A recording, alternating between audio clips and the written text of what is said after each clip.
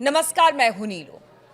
तो इजराइल और ईरान के बीच युद्ध और ज्यादा भीषण हो गया है और अब तो जो ईरान के सुप्रीम लीडर है उन्होंने तो कह दिया है कि ये अब युद्ध है और इस बात की घोषणा उन्होंने कर दी है।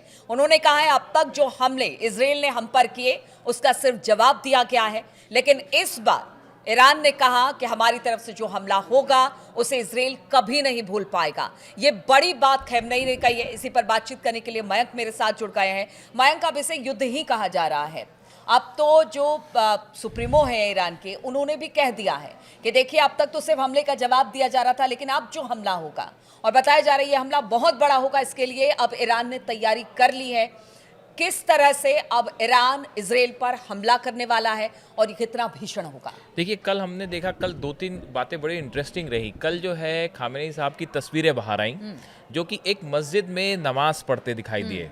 इस तरह की बातें हो रही थी कि खामेनी जो है अपने सहयोगियों के साथ बंकर में छिपे हुए हैं या इस तरह की बातें हैं। उनको सबको दरकिनार करते हुए एक मस्जिद में उनकी तस्वीरें सामने आई हैं जो कि वो खुले में नमाज पढ़ रहे हैं। तो छुपने छुपाने वाली बात तो भूल जाइए। और दूसरी चीज़ ये है कि इनका एक सोशल मीडिया पे बयान आया है कि हैदर के नाम पर जंग शुरू होती है, हम आतंकी यहूदी शासन को कड़ा जवाब देंगे, कोई रहम नहीं होगा। ये उनकी तरफ से साफ बात कह दी गई है कि अब इजराइल पर कोई रहम नहीं होगा और उनको कड़ा जवाब, इजराइल को कड़ा जवाब दिया जाएगा। देखिए, सोशल मीडिया पे जैसे ही इनका ये बयान सामने आया उसके फौरन बाद रात को बताया जा रहा है कि ईरान ने करीब 30 से 40 बैलिस्टिक मिसाइल्स इजराइल के ऊपर फायर की। और सबसे बड़ी गौर करने वाली बात ये थी कि इसमें अब फतेह-1 हाइपरसोनिक मिसाइल्स का इस्तेमाल। बैलिस्टिक मिसाइल से जो हमला ईरान कर रहा है ये सबसे बड़ी चुनौती, सबसे बड़ी चिंता इजराइल के लिए है। बिल्कुल, देखिए जो हाइपरसोनिक मिसाइल से हमले हुए हैं उसमें ये बात निकल के सामने आ रही है कि इजराइल का आयरन डोम सिस्टम हो चाहे थार्ड हो, वो हाइपरसोनिक मिसाइल्स को ईरान की नहीं रोक पा रहा है। वो बैलिस्टिक या शॉर्ट रेंज जो मिसाइल्स होती हैं उसको तो रोक सक रहा है, लेकिन फतेह-1 को मिसाइल को नहीं रोक पा रहा है। और इससे आप देखिए आईडीएफ का जो इजराइल की फोर्स है, आर्मी है, उसका जो डेटा सेंटर है वो तबाह हो चुका है। मोसाद का जो हेडक्वार्टर है वो तबाह हो चुका है। हाइफा में ऑयल डिपोज तबाह हो चुके हैं। हाइफा में जो इलेक्ट्रिसिटी जनरेटर हाउस था वो पूरा का पूरा तबाह हो चुका है। इसके अलावा जो है तेल अवीव में, हाइफा में, बेतियाम में बिल्डिंग्स जो है बड़ा नुकसान हुआ है इजराइल को। इसका अंदाज़ा किसी को नहीं था। और अभी आप देखिए ईरान का कहना ऐसा है कि हमने अभी जो मिसाइल्स इस्तेमाल करी हैं वो अभी फर्स्ट जनरेशन की मिसाइल ही चल रही हैं। अभी फतेह-2 से हमला, अभी फतेह-1 का ही ठीक से इस्तेमाल नहीं हुआ है, अभी फतेह-2 बाकी है, अभी गदर जैसी मिसाइल बाकी है। ये वो मिसाइल्स हैं।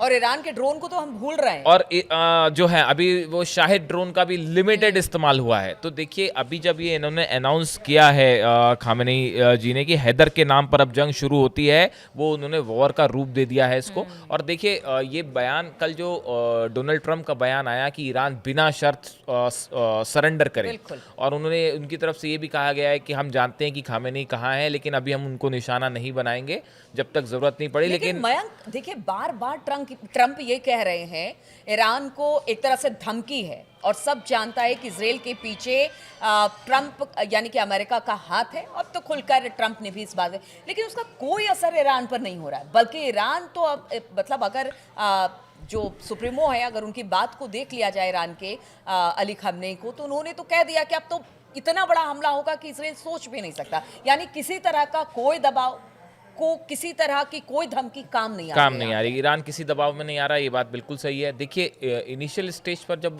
इजराइल की तरफ से हमले हुए तो बड़ा नुकसान ईरान को हुआ है, इसमें कोई दो मत नहीं है। साइंटिस्ट मारे गए हैं, इनके जो है वो कई सारे कमांडर्स मारे गए हैं और नुकसान हुआ है, इसमें कोई दो राय नहीं है। लेकिन उसके बाद जब ईरान जो पलटवार कर रहा है, वो पलटवार को रोकना इजराइल के लिए बड़ा मुश्किल साबित हो रहा है। और अभी तो ये है कि ये हाइपरसोनिक मिसाइल्स और लंबी रेंज की जो मिसाइल्स हैं, जैसे कि इनकी जो खुर्रम खुर्रम शहर मिसाइल है, या फिर फतेह 2 है, या गदर मिसाइल्स हैं, ये मिसाइल्स तो अभी इस्तेमाल ही नहीं हुई है। आप समझिए सिर्फ फतेह 1 तक का ही मामला है। तो पहली बात तो ये है कि देखिए ईरान की तरफ से बात कही गई कि now we are in complete control of the skies of the Israel.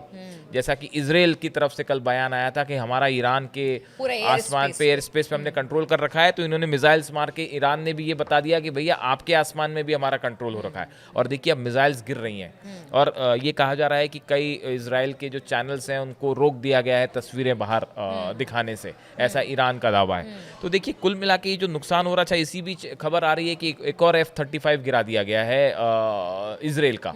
तो अब करीब 5 प्लेन हो गए हैं F-35 जो कि गिरा दिए गए हैं। और इसीलिए एक्सपर्ट भी, जैसे बातचीत हो रही थी हम लोगों की भी बाकी एक्सपर्ट से, तो उनका भी यही कहना है कि बार बार अगर इजराइल अमेरिका से ये कह रहा है कि आप इसमें आइए, उसकी तो वजह करेक्ट, वही बड़ी चुनौती अब इजराइल के लिए हो गई। देखिए इसलिए वो जो आप कह रहे हो ये बिल्कुल वाजिब सवाल है। कई एक्सपर्ट से कहने लगे हैं कि अगर ये वॉर थोड़ा सा और लंबा चल गया और अमेरिका की एंट्री नहीं हुई तो इजराइल ये युद्ध हार सकता है। बिल्कुल इस तरह का कुछ एक्सपर्ट्स का जो है वो आकलन है कि अगर ये लंबा चलता है। देखिए ये जो आयरन डोम सिस्टम है जो प्रोटेक्ट भी थोड़ा बहुत जहां कर पा रहा है, ये मिसाइल्स भी अब 10 दिन से ज्यादा की नहीं बची हैं, ऐसा बताया जा रहा है। कुछ एक्सपर्ट्स बता रहे हैं कि आयरन डोम जो मिसाइल्स और ड्रोन को रोकने का काम करता है, ये भी उसकी क्षमता भी है, और वो मिसाइल्स भी बड़ी कीमती होती है, महंगी होती है बहुत, और उसका स्टॉक भी बस 10 दिन का बचा है।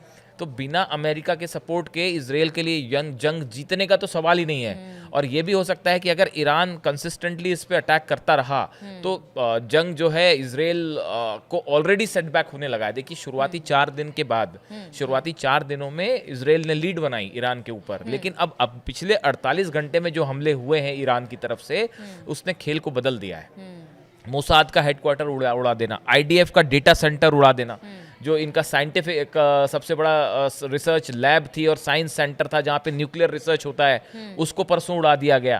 तो ये सब चीजें बता रही हैं कि एक खबर और आ रही है मयंक कि देखिए जो ईरान के जो परमाणु संयंत्र हैं, जहां पर इस वक्त प्रोग्राम ईरान का चल रहा है, वहां पर जो फर्दो है, जो इनका फोर्दो जो सबसे मतलब महत्वपूर्ण है, और कहते हैं ऐसी जगह पर बना है जिसके के किले को अवैध है, और उसके लिए अमेरिका की बहुत ज्यादा जरूरत है। जब तक फोर्दो नहीं नष्ट होगा तब तक ईरान के परमाणु कार्यक्रम को नहीं रोका जा सकता। इजराइल ने जंग ये कह के शुरू की कि ईरान का परमाणु कार्यक्रम रोकना है। अब फोर्दो जो जगह है, फोर्दो न्यूक्लियर प्लांट है, ये पहाड़ों के बीच में जमीन के कई 100 मीटर नीचे है, और इसको इजराइल के बस की नहीं है इसको तबाह करना, वो मिसाइल से नहीं। तो अब इनको चाहिए वो बंकर बस्टर बॉम्ब्स जो कि अमेरिका के पास है। अब सवाल है कि अमेरिका की अभी तक एंट्री हुई नहीं है, तो फोर्दो का अगर आप हमला नहीं कर पा रहे हैं तो आपका मिशन ही फेल हो गया। तो फोर्दो पे हमला करने के लिए इसलिए इजराइल बार बार ये कोशिश कर रहा है कि अमेरिका की इस जंग में एंट्री हो जाए, और इसलिए अमेरिका भी बार बार धमकी दे रहा है, ना कि कुछ कर नहीं रहा। बिल्कुल। तो अब जब तक फोर्दो प्लांट सुरक्षित है तब तक देखिए ईरान का न्यूक्लियर प्रोग्राम कार्यक्रम तो वो नहीं रोकेगा। अब तो कोई सवाल ही नहीं है रुकने का। उनकी तरफ से उन्होंने अनाउंसमेंट भी कर दिया है कि अब जो है वो NPT से भी बाहर आने की बात कह रहे हैं। तो अब देखिए अब आगे सवाल ये है कि ये बड़ी चुनौती एक इजराइल के लिए खड़ी हो गई है, और इसमें अगर अमेरिका की एंट्री नहीं होती है तो ये बड़ा एक झटका साबित हो सकती है ये जंग इजराइल के लिए। और ईरान ने, देखिए ईरान के कमांडर्स बहुत सारे मारे गए, इसमें कोई शक नहीं है, लेकिन जैसा कि वहाँ के विदेश मंत्री ने कहा कि इससे जंग पे कोई असर नहीं होगा, और एक कमांडर की डेथ होती है तो दूसरा नियुक्त हो जाएगा, और कड़ा जवाब इजराइल को दिया जाएगा। अब अगले इस पूरे मामले में अगले 48 घंटे बेहद महत्वपूर्ण है, जिसमें ये बात तय होगी कि क्या ये मामला किसी सीजफायर की तरफ बढ़ता है, क्या कोशिश अमेरिका या पुतिन की तरफ से इस तरह से कोई की जाती है रोकने की, और या फिर जैसा कि खामेनी कह रहे हैं कि ये ऑल आउट जंग है, और अगर उस दिशा में आगे बढ़ता है तो इजराइल के लिए बड़ा संकट है। बिल्कुल। तो देखिए ट्रंप की धमकी का भी कोई असर नहीं हो रहा है। ऐलान जंग अब जो ईरान के सुप्रीम लीडर हैं अली खamenei, उन्होंने कर दिया है, और अब आगे और क्या स्थिति बदतर होगी इस पर लगातार हमारी नजर बनी रहेगी। आप बने रहिए हमारे साथ, और कुछ और वीडियोस जैसे जैसे अपडेट आते जाते हैं वैसे वैसे हम आपके लिए लेकर आते रहेंगे। फिलहाल बहुत बहुत शुक्रिया हमारे साथ इस चर्चा में शामिल